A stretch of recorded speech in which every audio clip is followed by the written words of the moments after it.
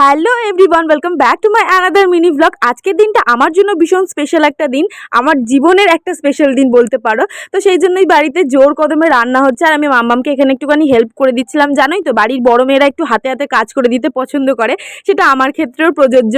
তো দেখো মাম্মাম এখানে রান্না করা শুরু করে দিয়েছে, আর আমি এই পাশে বসে বসে একটুখানি বোতলগুলো ভরে নিচ্ছিলাম, আর ইও না এখানে বসে বসে পাহারা দিচ্ছে। দেখেছো কি গরম পড়েছে বলো তো। তো তারপর আমি চলে এসেছিলাম একটুখানি আইসক্রিম খেতে। মাম্মাম আগের দিন আইসক্রিম বানিয়েছিল, কিন্তু আমি এটা খুলতেই পারছিলাম না, মানে কিছুতেই আমার হাত দিয়ে বেরোচ্ছিল না। তো যাই হোক, তারপরে আমি চামচ দিয়ে খাওয়া শুরু করে দিয়েছি। বোনটা কি সুন্দর বের করেছিল জানো তো।